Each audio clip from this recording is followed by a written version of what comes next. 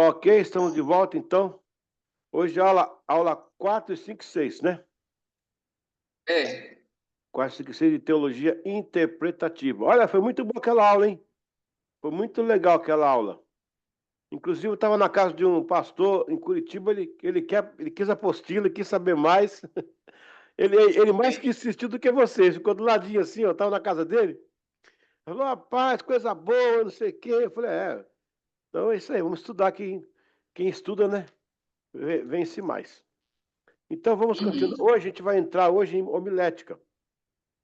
A diferençazinha é que a exegese é a palavra, a hermenêutica em si é o texto, a homilética é como interpretar isso. Ô, professora, só uma pergunta. Lá atrás o pessoal está ouvindo bem? Ouve bem lá atrás? Ouve, né? Ouve, né? Beleza. Tá certo. Pronto, então a homilética é a forma de você executar. Alguém já falou assim, não, é tudo pelo Espírito, negócio de exegese, hermenêutica, homilética e tal. Olha, gente, também é tudo pelo Espírito, mas é tão bom quando um pregador, uma pregadora, ela tem ferramentas, né, para se policiar, para fazer algo mais diferenciado. Deixa eu tirar aqui o som aqui do meu celular. Ok. Algo mais diferente, pessoa diferenciada. Vamos supor, é convidado para falar num evento da cidade, né? No encontro da cidade, vai estar o prefeito das autoridades. A gente dá gosto ver um pastor nosso chegar lá e fazer a coisa certinha, né? Mas também dá vergonha quando o cara chega lá e faz um monte de gafe, só por Deus. Mas amém, a gente vai caminhando nesse sentido aí. Vamos abrir aqui a apostila, já na página do 4. Ih, cadê ela? Cadê? Ué, estava aqui. Deixa eu achá-la. Aqui, ó. Não, ela saiu mesmo. Ué, ela estava aqui, peraí. Deixa eu buscá-la aqui, só um pouquinho. Deixa eu buscá-la, cadê? Estava aqui agora. Aqui embaixo. Hum, hum, hum. Não, isso aqui não, espera um pouquinho. Descemos um pouquinho embaixo. Achei. Vamos lá. Agora. Pronto. Deixa eu abrir para vocês agora aí. Pronto. Tá certo aí? Abriu? Também para você. Abriu, né?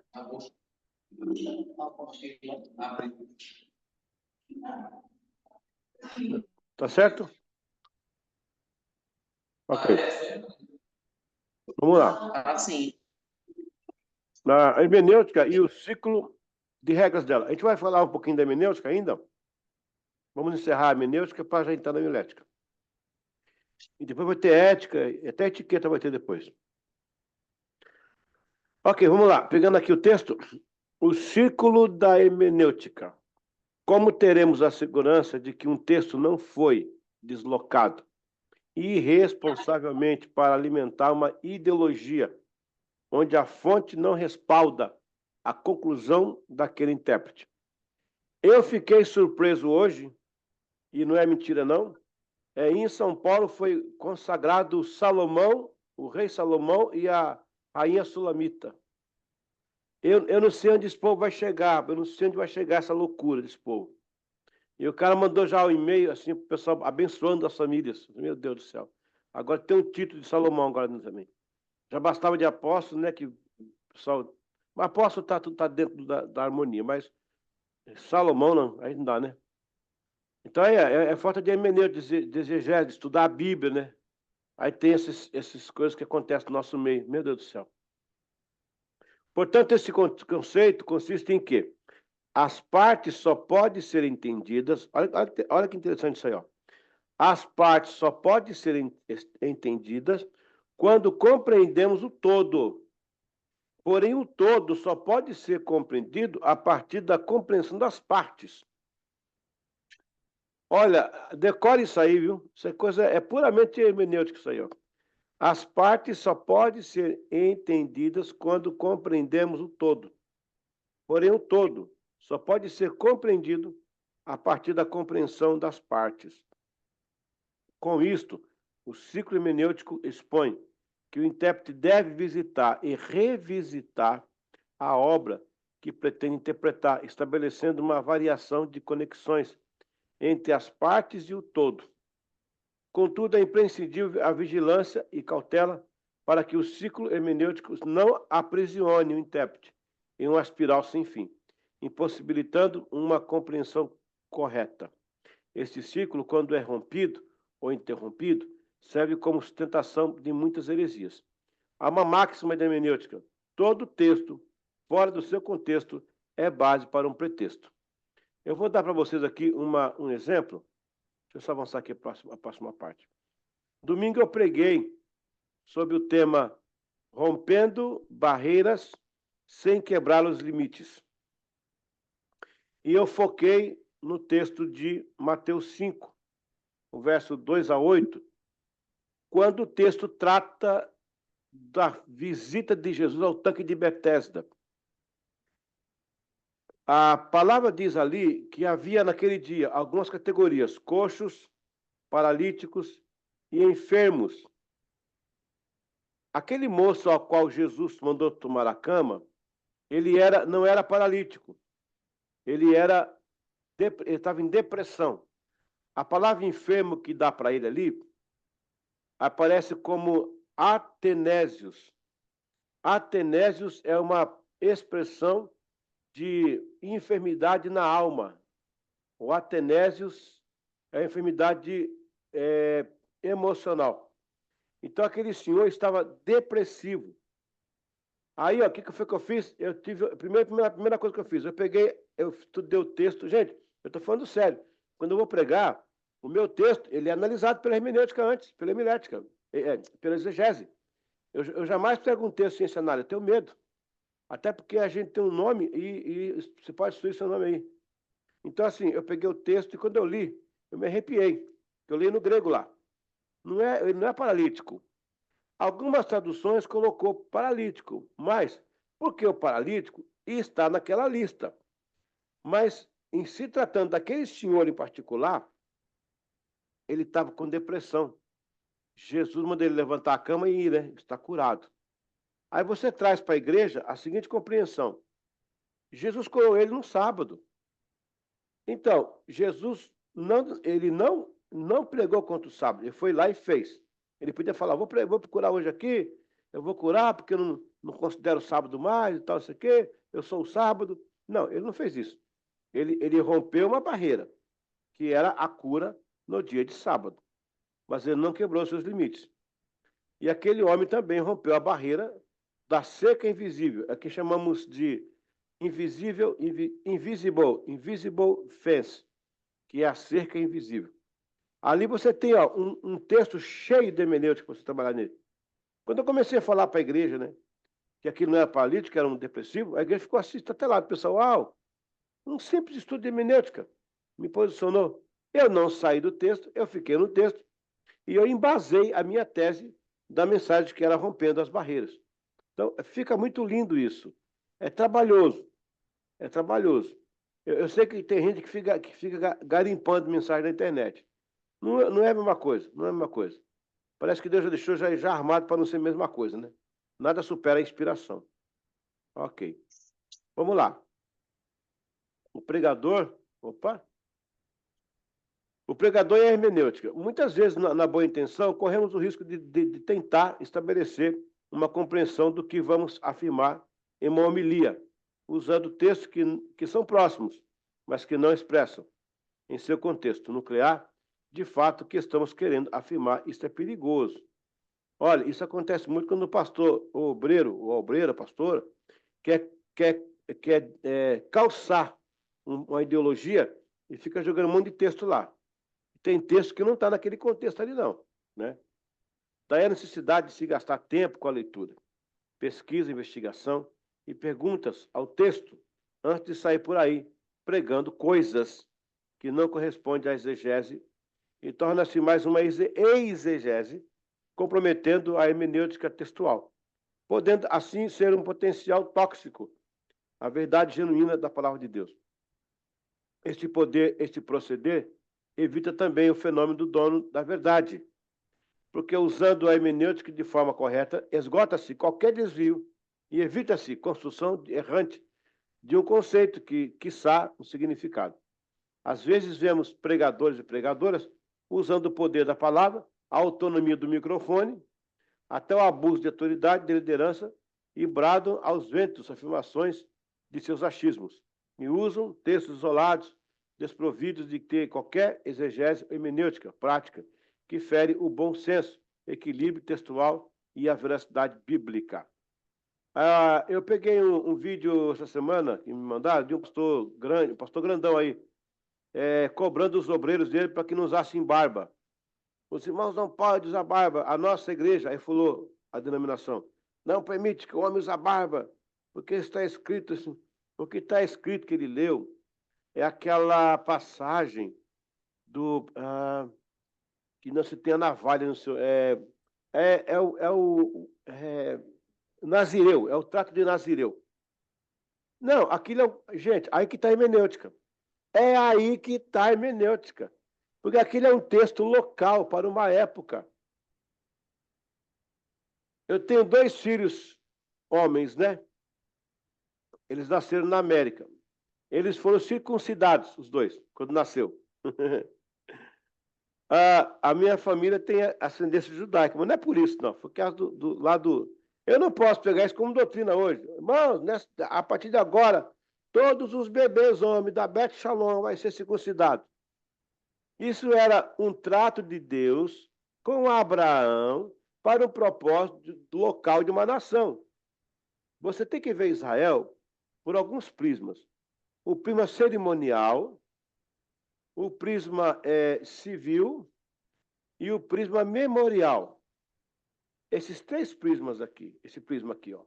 O civil, alguma coisa a gente importou, porque o mundo inteiro pratica basicamente o contexto judaico-cristão, né? O memorial e o cerimonial fica para Israel. O memorial fica para nós. Tudo que foi feito ali em Israel, que serve como memorial, como lembrança, nós vamos fazer. Então vamos matar o cordeiro? Não, a gente lembra que o cordeiro foi morto, mas agora tem Jesus, o memorial. Então, há coisas que é praticamente para Israel. Mas o pessoal descontextualiza e joga para a igreja. Há pouco tempo aqui em São Paulo, os caras estavam carregando uma arca do concerto. E era vero, era de vero. Tipo assim, era arca mesmo, consagrada, o pessoal botava a mão, caia no chão. Uma presepada terrível. Por quê? Por causa do texto e do contexto. A gente tem que colocar um texto, gente, olha, a interpretação imediata dele é o que ele está querendo dizer de forma analítica. A interpretação histórica é quando você reporta o texto àquela situação. Alguém vai querer derrubar o muro de cidade hoje tocando buzina?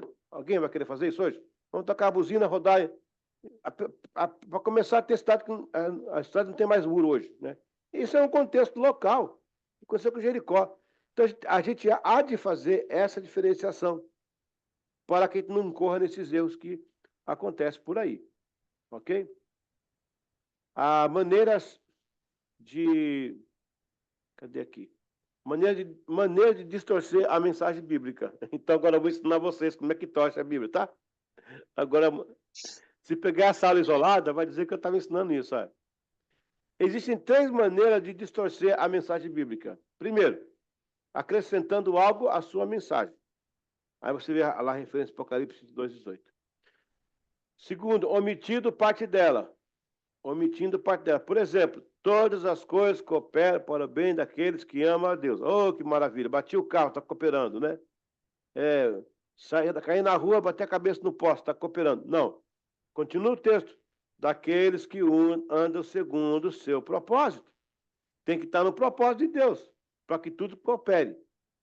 3, forçando uma interpretação. Tentando entrar com a interpretação, sabe, lá dentro para moer, né? A Bíblia. E também a nossa cabeça. Aí agora as regras básicas para se obter uma boa interpretação bíblica. Pedir constantemente a orientação divina. Olha que bonito. Deus nos deu a sua palavra, a Bíblia, para que conheçamos os seus planos. para que as nossas vidas, desta forma, ninguém mais apropriado para explicar o significado da palavra de Deus do que o próprio Deus. Há uma referência em 1 Coríntios, né? Deve o intérprete permanecer em oração antes, durante e depois do estudo de qualquer passagem bíblica. Deus providencia uma maneira para o intérprete entender o texto bíblico. Inclusive, poderá providenciar pessoas mais capazes e experientes para ajudá-lo nessa tarefa.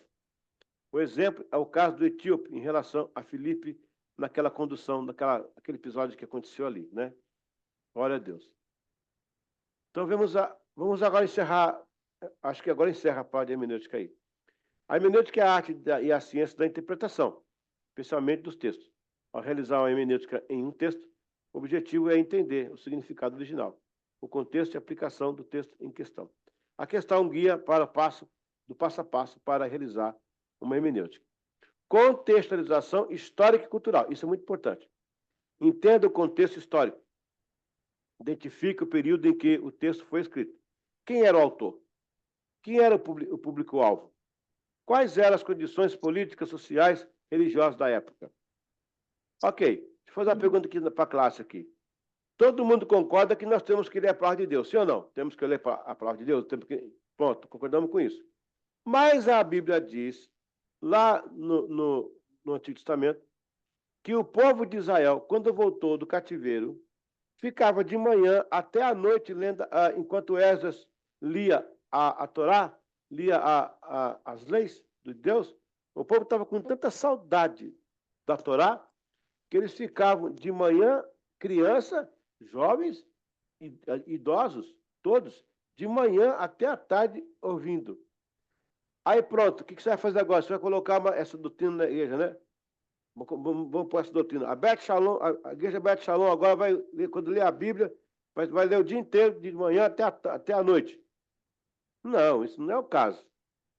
Se eu vou interpretar com hermenêutica, eu vou local. Qual é o período? Foi pós-exílio. Muito bem. Onde foi? Foi Israel. Por que foi? O povo estava com saudade da palavra, muito tempo afastado. Qual a importância? É ler a palavra. Então, hoje, a gente não está em Israel, a gente está em Santa Cruz, que é perto de Toritama, não é Israel. A gente não está voltando de cativeiro nenhum, né? Então, a gente tem um tempo para sentar e ouvir. Eu vou ter um momento com a palavra de Deus. O que nós temos nesse texto hermenêutico aí? Em ambos os casos, a importância foi o quê? A pergunta a vocês, qual que era mais importante? Era ler a palavra ou ficar em pé? Ler a palavra. Pronto. Nós resgatamos do texto uma prática que pode ser feita. Agora, se eu não tenho hermenêutica, eu vou dizer, irmãos, glória a Deus, aleluia, eu estava nessa madrugada, eu comi 2 jerimum e fui dormir. Eu tive uma visão. O anjo falou assim, olha, o anjo botou uma peixeira na minha garganta assim, olha, manda a igreja lá ler a Bíblia de manhã até a noite, que está na Bíblia. Está vendo aí? Não é assim. Essa aula aqui é muito legal, cara, para você explicar essas coisas, é muito legal. Então a gente tem que fazer de acordo, né? E o importante ali era ler a palavra de Deus. Considere a cultura, acabei de falar, como as práticas culturais, costumes, normas da época influenciam no texto. Por exemplo, os textos religiosos é fundamental entender o contexto cultural do tempo em que foram escritos. A análise do autor e da intenção do autor. Identifica o autor, quem escreveu o texto. Qual era a intenção do autor ao escrever o texto? Qual é o tom do texto? Exortativo, poético, narrativo? Como é que é? Examine o propósito. O que o autor estava tentando comunicar? Qual era o objetivo de escrever o texto? Aí vem a exegese. Leia o texto várias vezes, leia o texto em diferentes traduções, se possível, para ter uma visão mais ampla do seu significado. Identifique as palavras-chave e frases. Anote as palavras e frases importantes, o que elas significam no contexto original, como elas são usadas em outras partes do texto ou em textos relacionados. Analise a estrutura. Como o texto está organizado? Existe uma progressão lógica ou padrão literário específico, como poesia, narrativa, parábola, etc. Tudo isso está submetendo o texto a uma análise, antes que você entregue a interpretação do texto. Está vendo? Que não é tão fácil só chegar lá e pregar. Você pode chegar a dar um testemunho, uma bênção, Deus abençoe você. Mas quando você abre a palavra, eu me sinto deliciado quando tem um ministro, um pastor, uma pastora que lá abre um texto assim, ó, e a gente delicia com o texto, porque a gente está vendo que ele está aplicando ali, ó, toda a simbologia da palavra, tudo que o texto quer dizer, tudo que ele quer originar. É maravilhoso. Gente, você sabe que quando Deus criou o mundo, né? Ele deixou a sua assinatura, em qualquer lugar. Ó, se Deus fosse alvo de uma investigação do CSI, do FBI, era rapidinho, rapidinho já sabia quem é. Quando ele vai, ele deixou a sua marca. Quer ver uma coisa? Tudo que nós temos, somos, existimos. Deixa eu pôr aqui no chat aqui. Cadê? Tudo que nós temos, somos, existimos, ou seja, a existência, eu estou fazendo aqui uma exegese e uma hermenêutica prática do 1 Gênesis, capítulo 1, versículo 1. Pastor, você mandou uma ordem para mim aqui? Ah, não, mandou não. Tem outra Sara aqui, ó. Pensei que era a senhora. Comentário aí para você Aonde? no WhatsApp. Iniciando. Hã? É um comentário de Jaqueline, deixa eu ler aqui por cima. Esse ponto é em relação a esse contexto histórico, sabe? A Jaqueline comentou assim, esse ponto que precisamos entender que tem coisas que eram para o contexto local, também pode dar base para uma exegese, né, que é o que o senhor vai explicar agora também. Pois alguns usam textos específicos dizendo não se aplicar hoje, pois era o contexto da época. É uma linha muito tênue. Exatamente. Há de considerar o evento em si. O que o evento falava? Agora, o que eu posso extrair do evento? Igual que foi da leitura da Bíblia. Todos nós concordamos aqui que a Bíblia deve ser lida. Isso, todo mundo. Por todos, né? Aliás. Mas não de manhã até a noite em pé. Por isso foi para a época, não é para agora. Veja aí. A questão da existência. Tudo que nós temos como existência, isso se baseia... gente, vou falar de cabeça aqui, tá? Se me perdoa se eu faltar uma coisa aí. Tudo se baseia numa tríade. Espaço... Não, desculpa, não é espaço. É tempo, espaço e matéria. Então, a existência está pautada nessa tríade. Tempo, espaço e matéria, certo? Um pouquinho de aula de física aqui com teologia. Deus cria o espaço. Não, Deus primeiro cria o tempo. Por que ele cria o tempo primeiro? Por que ele não criou a matéria? Ora, se ele cria a matéria... Gente, isso aqui é papo, é alto nível, tá? Se ele cria a matéria, vai colocar ela onde? Não tem espaço. E quando, se não tem tempo? Então não podia.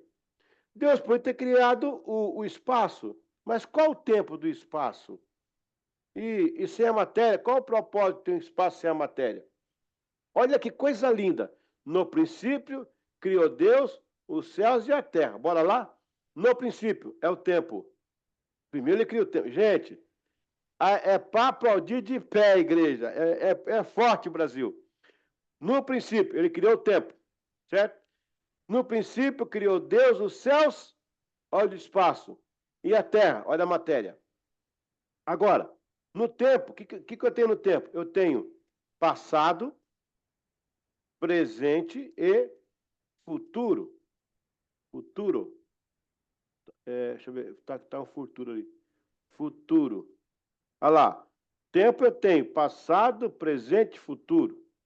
No espaço, o que eu tenho no espaço? Eu tenho largura, altura e profundidade. Aqui, altura, ok. Profundidade. Olha lá, de novo. Ali é o espaço, né? Deixa eu só corrigir aqui que eu não coloquei o espaço ali. Acho que é aqui, ó. Editar. Eu tô ficando bom desse negócio, hein? Até o fim do curso eu vou já dominar aqui algumas coisas. Espaço. Muito bem. Espaço. Aí eu venho com a matéria. Matéria. Ô, professora, Jaqueline está aí na classe? Jaqueline está aí? Sim. Ah, tá. Pensei que estava online. Matéria. Na matéria tem o que na matéria? Sólido, líquido e gasoso. Preste atenção, Bet Shalom. Olha que lindo que Deus fez aí. Nas primeiras palavras de Gênesis, ele dá tudo completo. Isso aí é a tríade a trindade das trindades, né? A trindade das trindades. Eu tenho 3 lá em cima, eu tenho 3 no meio, eu tenho 3 no final. Um completa o outro, um depende do outro, um sequencia o outro. Eu acabei de fazer uma exegese do texto para vocês. Agora, você pode pegar à vontade em cima disso aí. Deus Criador, o Deus organizado, a marca da criação, o Deus que assinou lá a sua criação, está aí, ó, 3, 3, 3, 3, o Pai, Filho e Espírito Santo. E aí você tem, meu amigo, uma hora para você pregar e o povo glorificar e o diabo sair correndo. Tá aí. Glória a Deus. Isso é lindo demais. Anotaram aí direitinho? Olha a Deus. Alguém quer falar alguma coisa aí? Quer colocar alguma coisa? Pode ficar à vontade. A Jaque já participou, né? Obrigado, Jaque. A Jaqueline, né?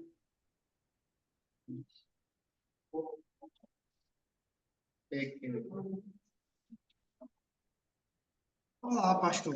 Olha, Pô, eu vou. Sou eu que. Eu tenho permissão de polemizar um pouquinho, poxa, principalmente sobre essa questão porque de interpretação. tu chegou, brilhou uma luz assim, ó.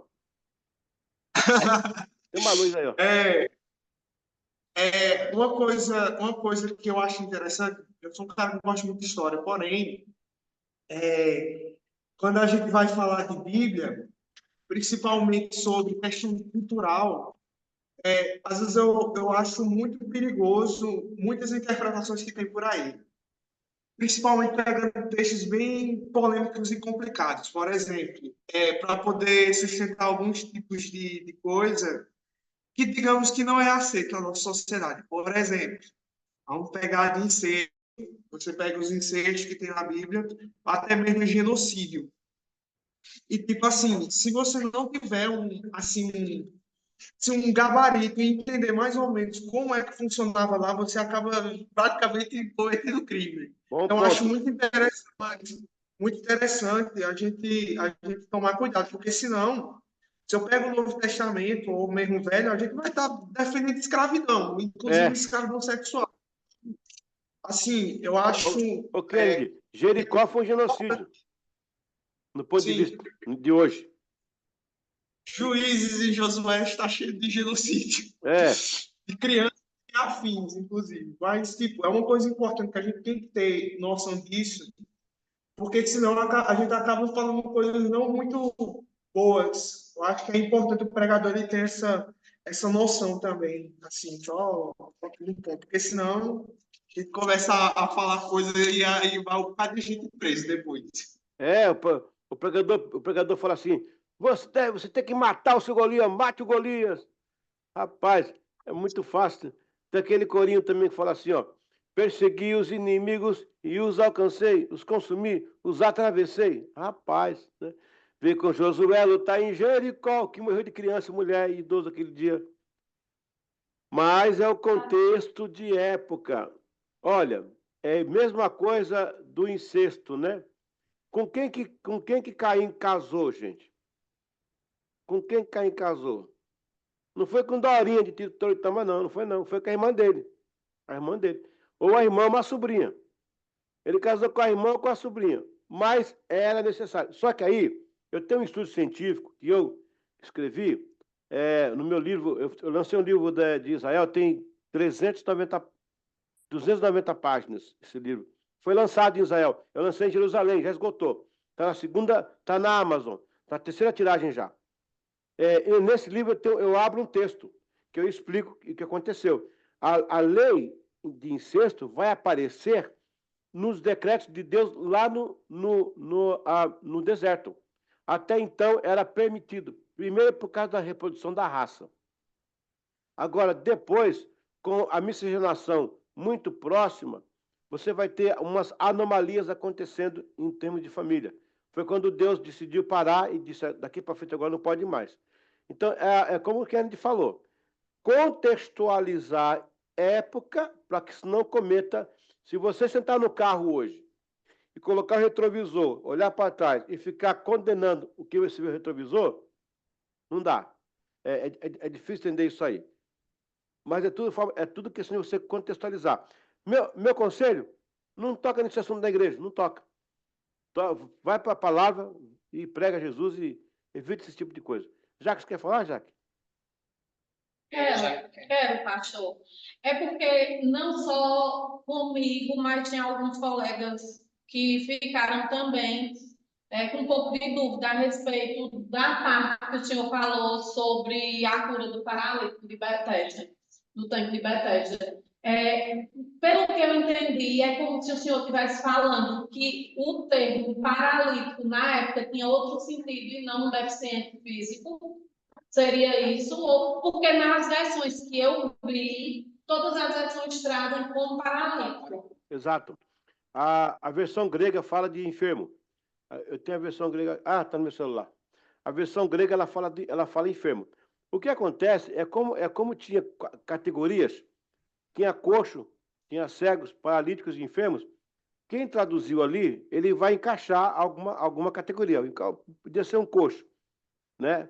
Como a Bíblia não especifica isso, alguns tradutores colocaram esses nomes aproximados. Como ele se levanta e pega uma cama, é mais provável que ele fosse paralítico. Mas, quando você pega o texto, que é o mais próximo do original, lá está escrito enfermos atanésios. Deixa eu pegar aqui. Se eu conseguir achar aqui para vocês, eu mando um print. Eu tenho Também nessa parte, também não tem relato de depressão atrás. Isso, aparece lá no texto, né? Cadê? Mas aí, para não perder muito tempo com isso, depois o senhor pode mandar lá no grupo, só para a gente ficar... Me lembre, por favor. Manda lá que eu vou mandar para vocês o texto, vou mandar o grego, até como se fala, direitinho lá. Mas é interessante, né? É interessante.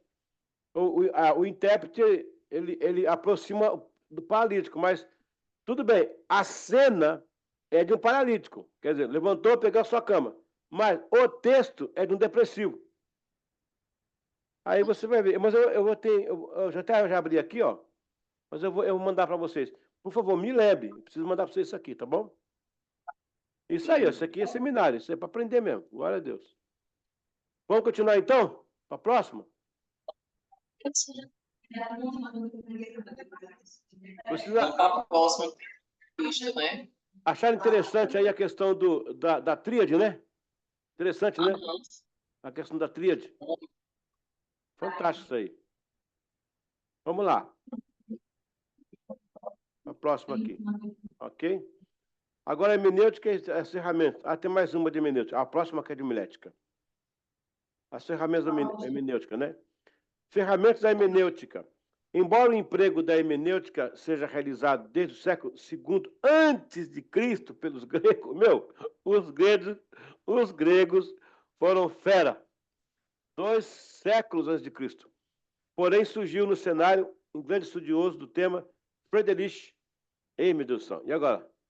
Schleiermacher.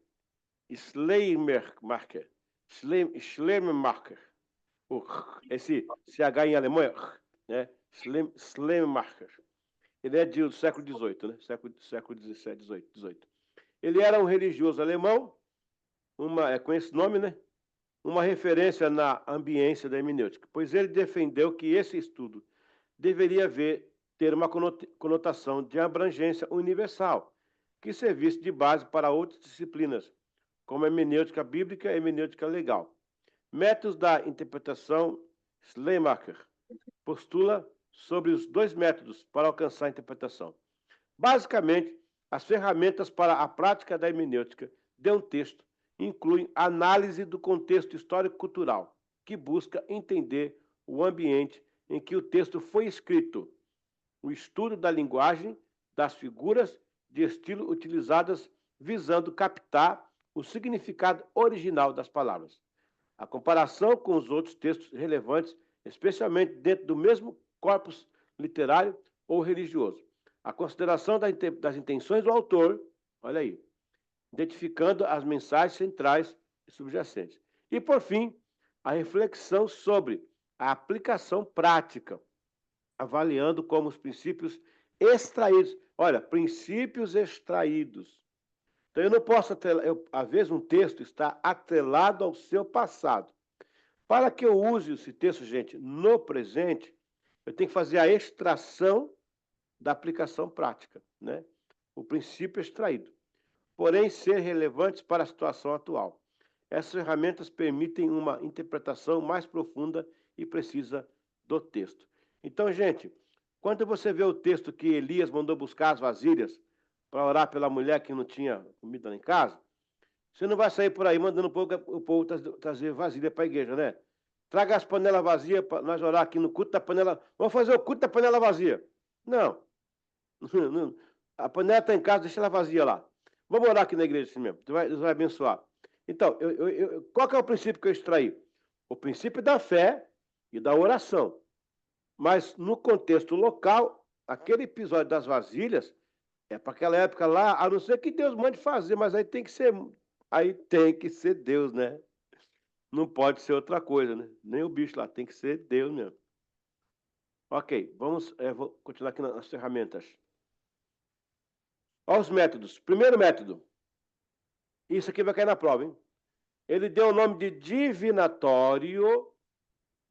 Isso aqui, gente, é a ferramenta da hermenêutica, tá?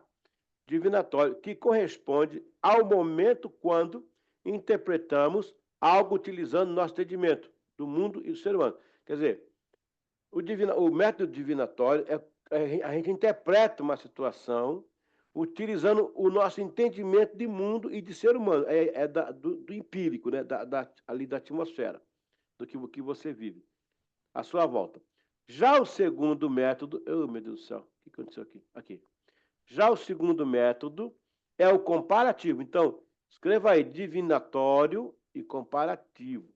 É quando se compara a obra do autor com outros autores da sua mesma época e com gêneros semelhantes. Porém, é fundamental, em qualquer dos dois métodos, conhecer a linguagem, buscar um conhecimento mínimo do autor, das influências socioculturais da sua época, identificar para quem está direcionado. Vocês lembram dos evangelhos sinóticos? Lembra que eu expliquei naquela primeira aula lá na frente? Os sinóticos, eles eram sinóticos que são parecidos. Esse é o método comparativo, tá? O divinatório é uma interpretação que você faz a partir de você e do meio que te cerca. O comparativo é você pegar e na época e trazer interpretações locais para calçar a tese, ou o seu pensamento, ou o seu whatever que você está fazendo. Entendeu? Esses dois métodos são principais na hermenêutica, reafirmando que o método divinatório busca a compreensão intuitiva do texto, onde o intérprete se coloca no lugar do autor para captar a sua intenção original, utilizando a empatia e a imaginação para reconstruir o processo de pensamento do autor. Já o método comparativo envolve análise de textos similares, comparando o texto, linguagem e temas, para identificar padrões diferentes que possam esclarecer o significado do texto em questão. Gente, é como você pregar sobre a Arca de Noé, né? O comparativo vai pegar alguns textos de época, de civilizações que falaram que um homem pregava sobre uma chuva, e vai falar sobre a questão da embarcação da época. Já o divinatório, o cara vai para dentro da arca, o cara fala, estou aqui na arca, estou aqui na gente, é demais, isso aqui é muito grande, ali tem uns animais ali, então ele é mais, é uma coisa mais pessoal, ele abraça o texto, ele prega sobre a cruz, você chora, ele está lá crucificado com Jesus, em cima de Jesus, está Jesus no fundo, ele na frente crucificado. O comparativo não, ele vem trazendo as mortes da época, como é que eram feitas, o porquê da cruz, a pena capital. Olha, se você tiver um pouquinho dos dois, fica muito melhor. Muito melhor. Graças a Deus. Processo hermenêutico disciplinado. Ao ler um texto para depois pregar ou desenvolver uma homilia, o pregador deve ter os seguintes cuidados. Ó. Leitura inicial do perícope, ler a passagem analisando a exegese da palavra, que foi o que eu fiz com o rapaz lá do Tanque de Betesda, tá? Leitura dos textos circundantes. Qual é a chave do texto que pode ser linkado ao que estamos lendo? Aí você vai fazer ali, ó, permear. Exame de palavras, o termo nas línguas originais, o que a ideia do idioma e daquela região quer dizer, foi o que eu falei agora aí do Atanésio, né? Por exemplo, a escrita do NT em grego, hebraísmo. O grego hebraísmo era porque eles falavam hebraico, mas escreviam em grego. Aí ele só fazia, o estilo da escrita era hebraísmo, porque a escrita era grega, mas a linha era hebraica. Leitura de alusões intrabíblicas de passagem, o que de fato o texto está falando, desse mesmo seu contexto. Leitura de alusões extrabíblicas em outros paralelos históricos e literários.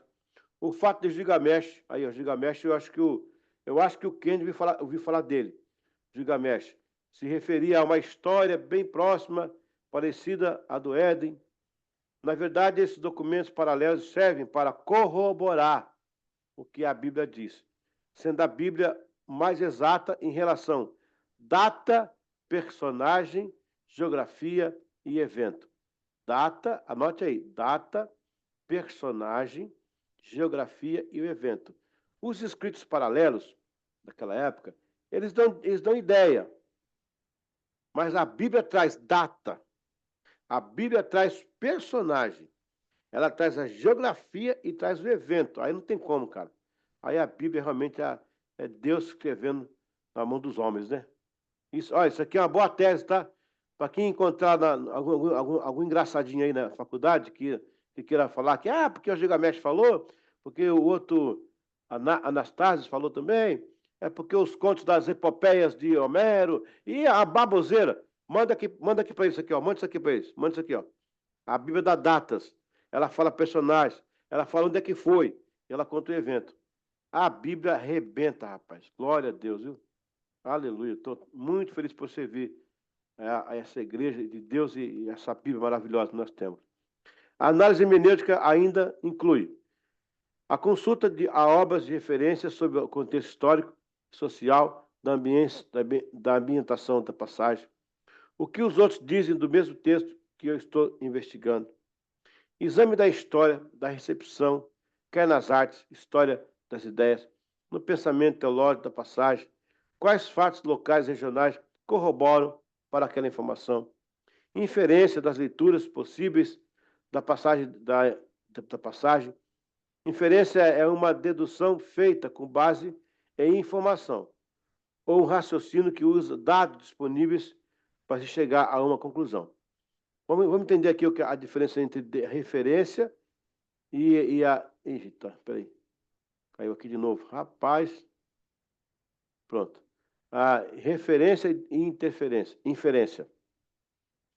A diferença entre a referência e a inferência é fundamental para... em um texto é fundamental para a compreensão e interpretação do conteúdo. Referência é a menção direta a algo ou alguém dentro do texto, geralmente apontando para uma pessoa, lugar, objeto ou evento específico. Por exemplo, quando o autor menciona a Revolução Francesa ou o protagonista João, ele está fazendo uma referência a algo ou alguém especificamente reconhecível. Já a inferência, por outro lado, é a conclusão ou interpretação que o leitor faz a partir das informações implícitas no texto. Ela vai além do que se está explicitamente mencionado, exigindo que o leitor use pistas fornecidas pelo autor para chegar a uma compreensão mais profunda ou para preencher lacunas de informação. Por exemplo, se um texto descreve uma cena em que as folhas caíam e o vento esfriava, o leitor pode inferir que a história se passa no outono, mesmo que isso não seja dito diretamente. Está vendo? Nessa verdade, foi uma dedução. É melhor compreender assim, a inferência é dedução. Então, tem sermão que é por referência. O cara fala o evento, coloca lá o texto. Tem informação que é por inferência. Por exemplo, você pode pregar por inferência sobre a arca do Noé. Olha, está escrito aqui, a arca foi feita assim, tantos côvados, e o Noé. Pronto, isso é por referência. Pregando por inferência. Amados, a arca aconteceu o dilúvio naquela época. E se vocês pegarem o texto bíblico, o ano que morreu o Matusalém é o mesmo ano que aparece no dilúvio. Então, na verdade, a Bíblia não fala que Matusalém tenha entrado na arca. Ele morreu afogado em algum lugar. Ele morreu, não deu tempo dele chegar na arca. Então ele morreu afogado em algum lugar. Um homem que ia viver mais de 1000 anos, só um dilúvio para matar. Olha aí. Rapaz, o pessoal vai aplaudir. O cara é bom. Tá vendo? Olha que sacada. Olha que sacada. Mas não está no texto isso, está no texto? Vê se está no texto aqui. Matusalém morreu afogado no dilúvio. Não está no texto. Mas está no contexto, está lá na inferência. Se você pegar a data, vai bater no ano em que teve o dilúvio. Que sacada de mestre isso aí. Isso é inferência. Tá vendo? Tudo isso aí, gente, é a prática da hermenêutica, da exegese, tá bom? Ok, vamos abrir de novo aí, para a gente mais comentar. A professora avisou para vocês, eu vou terminar a aula 9 horas hoje. Eu tenho um compromisso de entrevista, e a pessoa me procurou, não tinha outra data, eu tentei, mas a gente vai contornar isso aí. Ok, professora? 5 minutinhos ou não? Pode continuar. Pode ir? Mas vocês estão entendendo? Vocês estão entendendo, gente? É complicado, né? Não é complicado, não. É legal, é legal. Ó, eu falei sobre o divinatório, o comparativo. O divinatório, o autor se envolve com o texto, ele se transporta do texto, né? O divinatório, o comparativo, ele não é tão romântico, mas ele calça textos, outros textos que vão corroborar com... Você pode ser os dois. Você pode ser os dois. Vai pregar, você se coloca dentro da arca.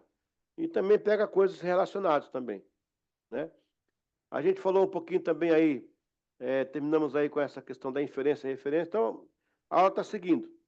Eu aconselho vocês depois ler com mais calma, depois assistir de novo. E você vai ver, a partir de agora, você montar uma mensagem, vai ser totalmente diferente. Cuidado, para não ficar calçando o texto, onde não existe, tá, gente? Não ponha texto que não existe, que não é contexto. Não vai calçar uma ideia com um texto que não tem nada a ver. Olha só, eu tenho aqui um programa de computador, de rede nacional, internacional. Quando o meu nome aparece, agora há pouco tem um seminário aqui em Curitiba, um seminário, o IWE, um seminário bom, tá? Ele é nacional. Está usando um livro meu para uma matéria lá, um livro de referência. Ó, referência, né? Referência. Quando alguém usa meu nome online para alguma coisa, que está falando uma tese, que está defendendo uma banca, e usa o meu nome, um robozinho identifica e me avisa, olha, lá no lugar tal, fulano de tal, usou o seu nome. Aí ele me dá acesso ao documento, e eu vou ler. Até agora teve só um problema. Só um problema. De um cara que pegou um texto meu e jogou no contexto dele lá para afirmar o que ele estava falando, que não era o que eu estava falando. Ele só usou meu nome e meu texto. Aí eu fui lá, mandei um e-mail para ele e falei, você retira porque não está correto isso aí. Aí ele pediu desculpa e tirou do texto dele lá. É o robozinho que tem que faz isso. Então, a partir de agora, vocês vão começar a pregar com mais justiça. Quando eu falo, não é que ninguém é injusto, ser mais justo ao texto, mais justo à mensagem que está pregando. Isso é muito importante, isso é muito legal. Vamos lá, vamos continuar aqui então para a terceira. Agora vai entrar em homilética agora. Gente, alguma dúvida aí? Antes de continuar, alguma dúvida aí com a exegese, com a hermenêutica? Alguma dúvida?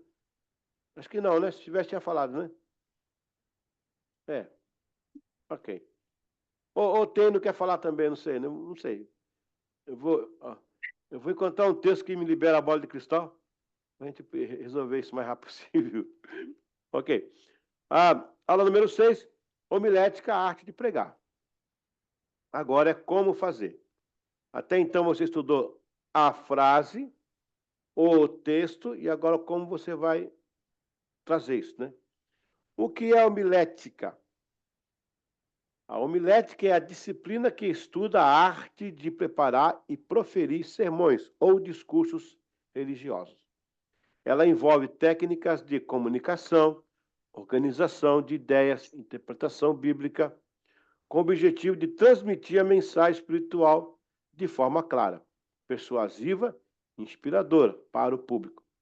A homilética não apenas foca na exegese do texto sagrado, mas também na aplicação prática e relevante dessas interpretações na vida cotidiana dos ouvintes, ajudando a conectar as verdades bíblicas com realidades vividas pela comunidade.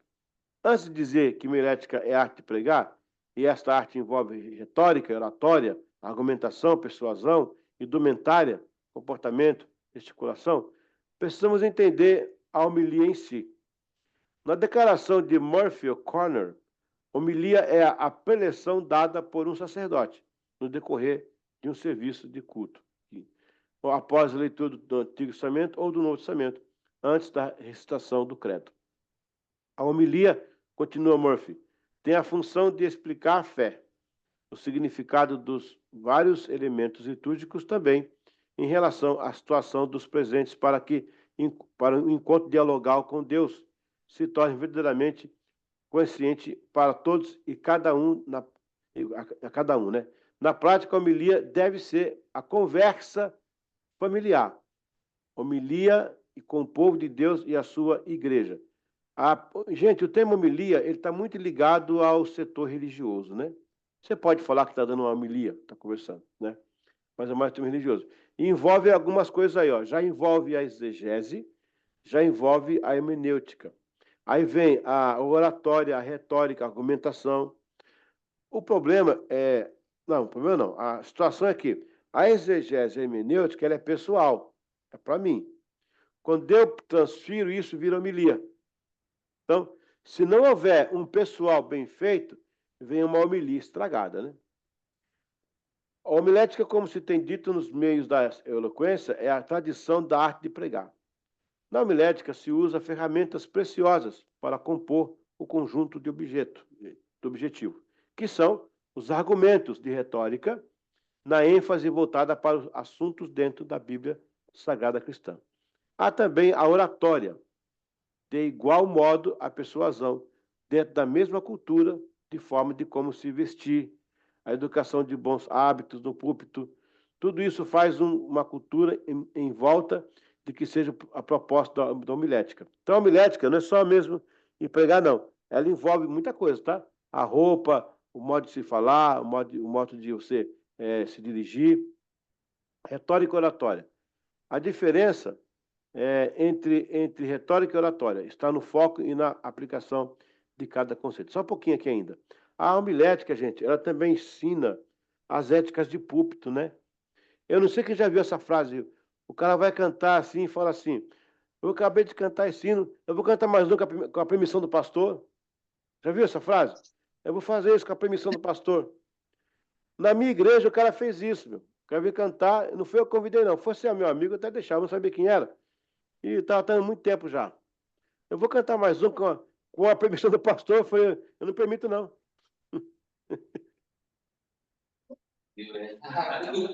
Quebrei o cara, velho.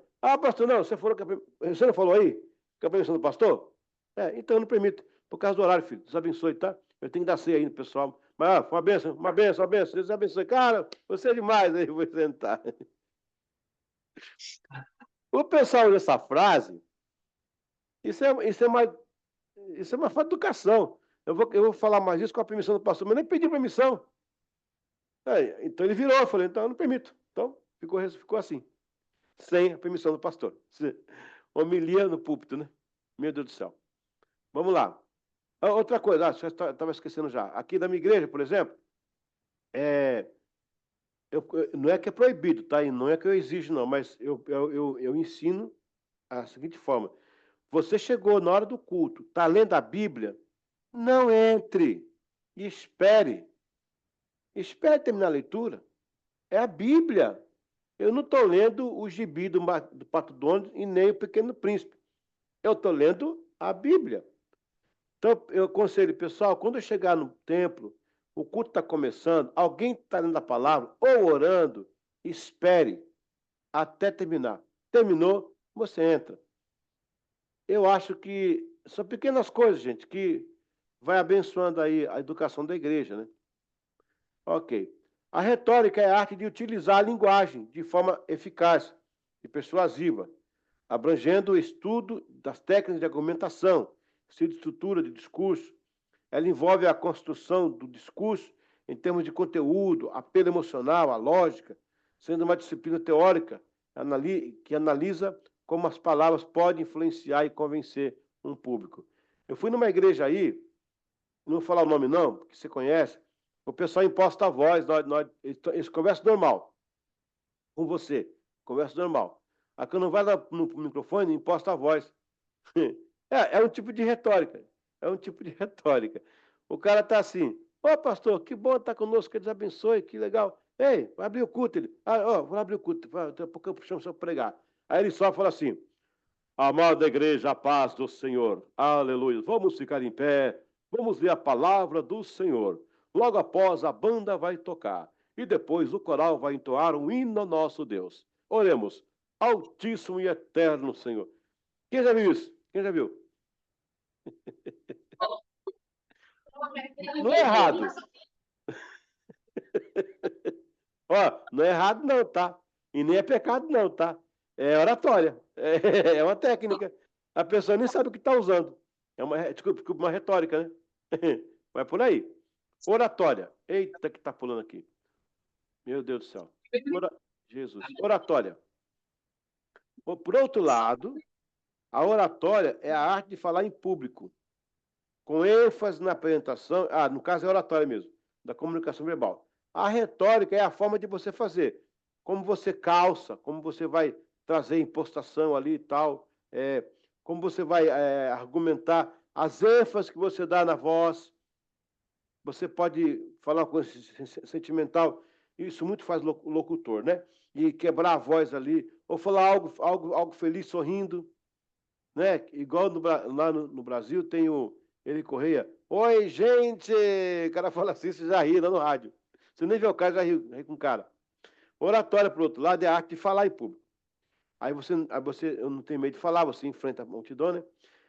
A ênfase na apresentação e na comunicação verbal. Ela abrange as habilidades práticas de entrega de um discurso, como o uso da voz, os gestos, postura, o controle do tempo, visando captar e manter a atenção do público.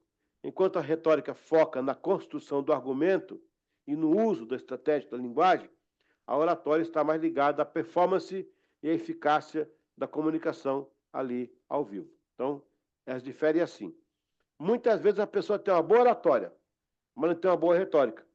Às vezes não tem uma boa retórica, mas não tem uma boa oratória.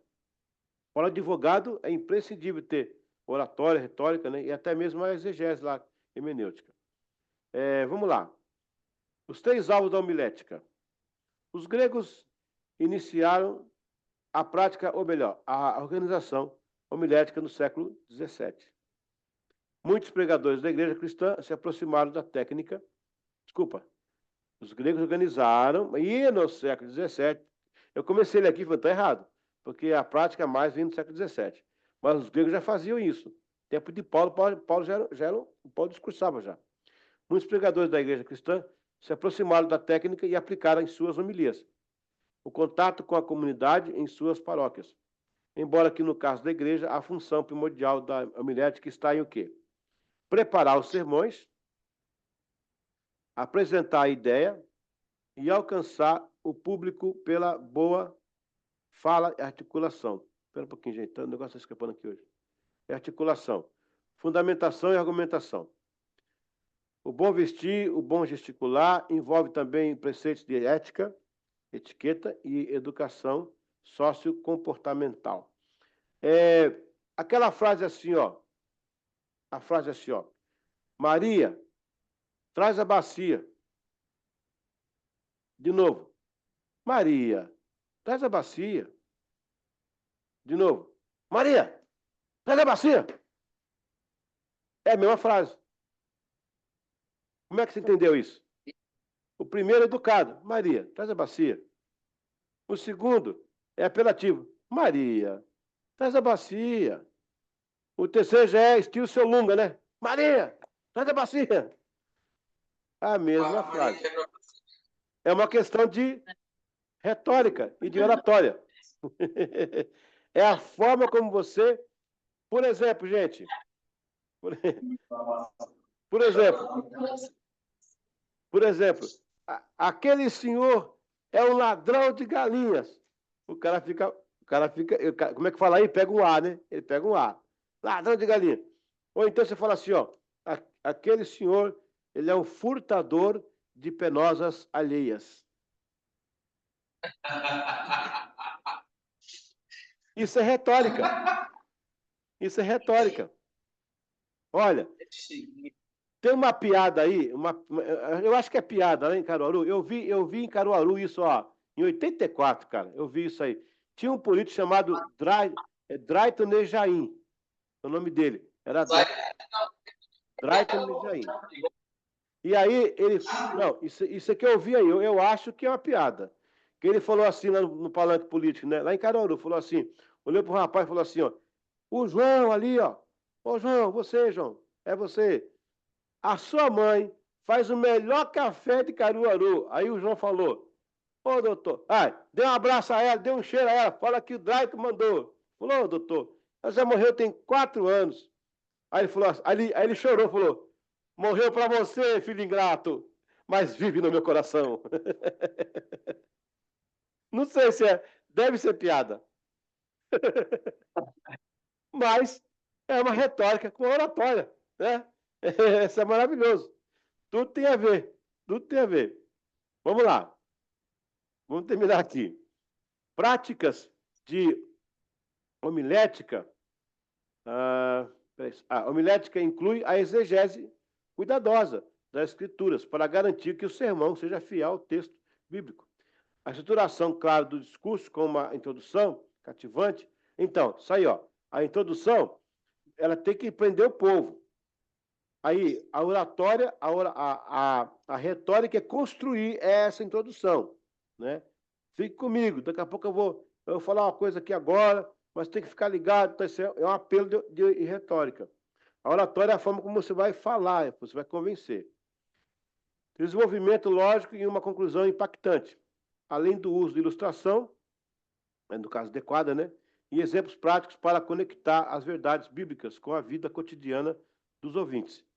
Outras práticas envolvem adaptação da linguagem do público-alvo, preparação espiritual do pregador por meio da oração, meditação e a prática da entrega, que inclui ensaios para melhor fluência verbal, entonação, expressividade, visando tornar a mensagem mais persuasiva e envolvente.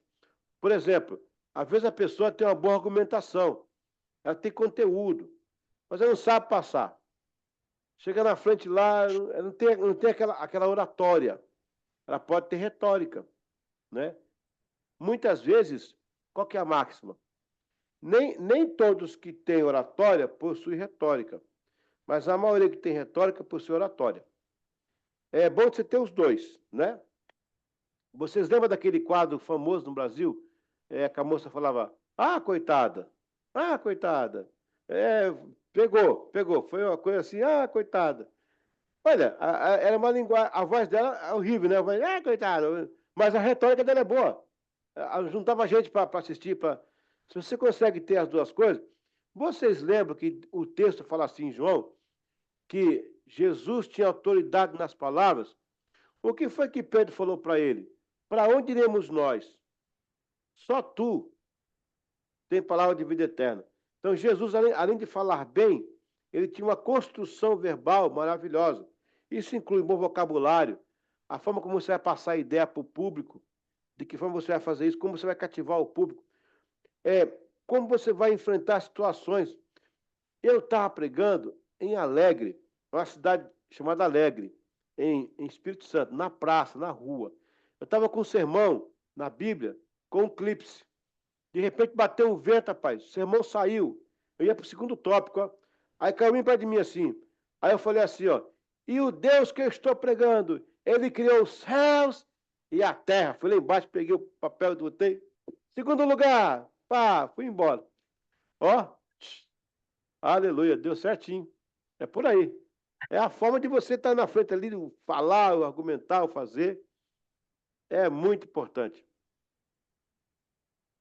A etimologia. Sendo assim, homilética está também associada diretamente à hermenêutica e exegese, fazendo, assim, uma tríade de excelência na comunicação das Sagradas Escrituras e um equilíbrio na explanação da mensagem proposta.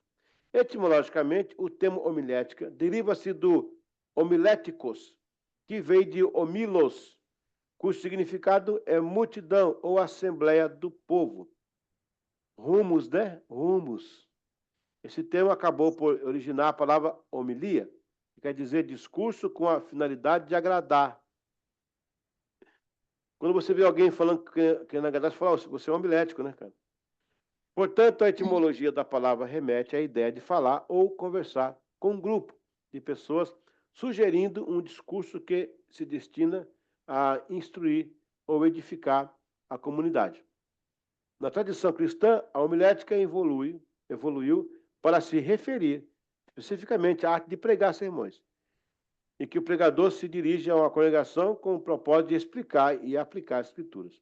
Ao longo dos séculos, o termo foi adotado para descrever a disciplina que estuda os métodos, práticas de elaboração, entrega de sermões, mantendo a conexão original com a ideia de diálogo, de conversa, mas com um enfoque especial na comunicação das verdades religiosas de maneira eficaz e inspiradora.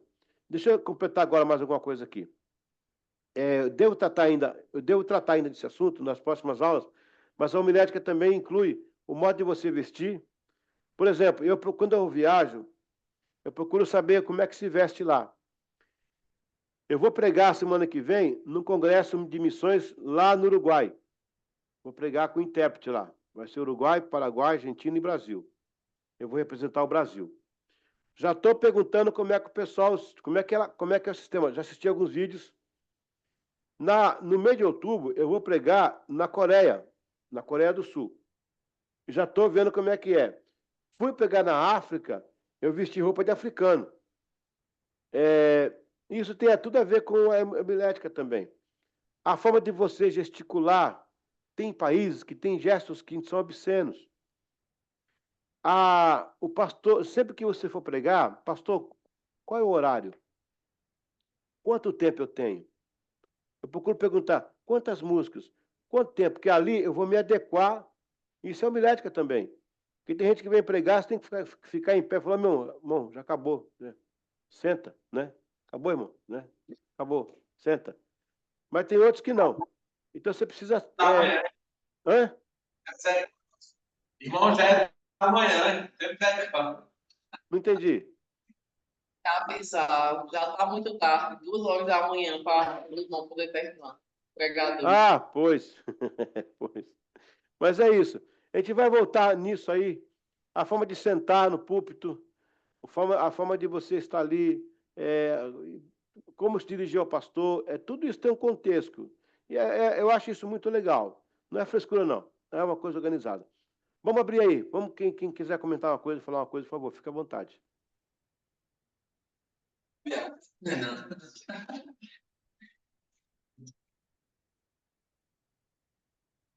Boa noite, pastor. Sim. É muito interessante esse ponto final que o pastor trouxe a respeito de como se portar, né, em público e em público, de certa forma também. Até porque, às vezes, se perde muito tempo, se gasta muito tempo querendo discutir a respeito não só da questão cultural de uma região, mas dos princípios daquela igreja, a forma dela se vestir, etc. Para quem vive pregando, cantando, não é cabível estar discutindo com o pastor se, um exemplo, como a gente já viu em muitos casos, né? O paletó vai vir pregar, o paletó vai vir evangelizar alguma coisa assim. Não é cabível para a gente que ocupa essa função. O cabível, para quem ocupa essa função, ao meu ver, e não sei se o pastor concorda, eu gostaria do seu parecer, é que a gente se coloque na posição Ele tá ali. Aparecer na foto, achei estranho. Enfim, a gente se coloca tava aparecendo a sua foto e da sua galega. Aí eu achei estranho. Ela tá olhando, ela tá me vendo. Ela tá me vendo, tá ali, tá firme. Enfim, o papel da gente é chegar e, exemplo, ao meu ver, né? Ou se comporta como um padrão que a gente sabe que vai ser respeitado em qualquer igreja, usando uma roupa mais social, dentro desse padrão, que nenhuma igreja vai criticar porque você está usando uma gravata ou você está usando uma camisa social, você que vai cantar ou pregar lá, ou usando um paletó. Você não precisa ir com uma calça cola. Já não é coerente em igreja nenhuma, ir com uma calça coladinha e uma camisa muito colada também. Até porque a Bíblia, seja para homem ou mulher, a Bíblia prega a respeito de sensualidade. A doutrina da Bíblia é sensualidade. Então, assim, é cabível para o cristão entender, independente de quem ele é, e o cargo que ele ocupa, que tem que levar a valer essa questão da sensualidade e respeitar o ambiente que ele está indo visitar, porque, embora o pastor convide ele para cantar ali, já é de grande valia você ter esse reconhecimento de receber o convite. Então, respeite as normas da casa do outro. Sim. E, querendo ou não, respeite a palavra de Deus em primeiro lugar. Não interessa, vá com a roupa social, ou então se informe, como o senhor disse, né, a respeito de como aquela igreja se porta, até para não escandalizar os irmãos de lá. Existe uma cantora que estava no Raul Gil, eu assisti um podcast dela, Alda, inclusive ela cantou a música Sua, que era de Gabriel Guedes. Eu até fiquei revoltado. No meu programa cantou 3 músicas suas e foi dito que era das cantoras, Lauriette, Gabriel Guedes e o outro eu esqueci agora. Olha Mas, só. enfim, ela falando sobre o princípio da obediência. O quão importante é o cristão com essa questão do princípio da obediência. Ela falando sobre algo que aconteceu com ela e a mãe dela, né? Ela foi pregar em uma igreja que era muito rígida, a questão doutrinária, e não podia cantar lá de cabelos soltos, nem podia cantar na época com playback. Aí ela viajou de um estado para outro, uma mãe dela, quando chegou lá, se deparou com isso, ela ainda criança. O que foi que a mãe dela fez? Foi lá, prendeu o cabelo dela. Durante o culto, os líderes ali fizeram uma reunião e disse, tudo bem, ela vai poder cantar. Mas o que é que acontece? Ela vai precisar prender o cabelo. A mãe dela foi lá, prendeu o cabelo, resolveu, cantou. O que foi que aconteceu? Ela disse que na carreira dela até hoje, as igrejas que ela mais cantou foi nesse ministério, no Brasil todo. Ela não disse o nome da igreja, mas foi uma que cantou e mais foi convidada, porque o pastor viu o princípio da obediência nela e honrou ela. Ela acabou cantando mais do que Quem na foi? igreja, na pastor. Alda, Alda? o nome da cantora. Eu vou estar com ela agora ao Isso, vivo ela tá no aqui. Raul Gil. Eu vou estar com ela agora ao vivo daqui a pouco. É com ela. É com Pronto, ela Alda foi Cristina. a eliminação dela, de ela. Isso. Pronto. Eu vou mandar aqui para vocês aqui o Instagram dela no grupo para vocês assistirem, tá bom? Vai entrar daqui a Isso, mas pouco. ela é excepcional. Daqui 6 minutos. Então, esse testemunho dela foi muito impactante. Amém. Isso faz parte da homilética. Glória a Deus. Manda pra gente. Manda pra mim o Instagram dela, que eu Tá. compartilho Olha, essa aula é muito boa, né? Esse assunto é muito bom, né? mais. Graças a Deus. Tudo esse assunto aí. Mas vai ter coisa aí, tem pano para manga, tá? Tem mais coisa para gente trabalhar. Pessoal, vamos parando por aqui, por causa do horário. Eu vou entrar aqui ao vivo com eles, aqui 5 minutos. Como é que tá aí o relógio? Ah, não, falta 10 ainda, tá bom. Não, é que o meu é adiantado. O meu relógio é metodista, é 5 minutos na frente, para você nunca atrasar. Sabia? A gente faz um pacto com Deus de pôr o relógio 5 minutos na frente, para nunca atrasar no compromisso. Amém. Mais alguém? Professor, Sim. eu queria depois, primeiro eu queria saber se é possível ligar para o senhor para ter um assunto pessoal, receber uma orientação mais pessoal de outras coisas que não tem a ver com o curso. Se é possível isso e como funciona, o senhor poderia me responder depois ou agora? R$2.000 para você. Tá. Pode mandar assim, pode falar comigo. A professora tem meu contato aí. Está no grupo, né? Está no grupo. Obrigado. É isso. Vá descansar e dar sua entrevista. Pronto. Deus abençoe. Olha, o assunto é muito bom. A gente vai entrar ainda na prática da ética, da etiqueta. Vai ser muito legal. Gente, vou mandar aqui no link da entrevista, tá? Entra lá. Deus abençoe. Obrigado por tudo aí. Tá bem. Tamo junto. Glória a Deus. Amém. Tchau.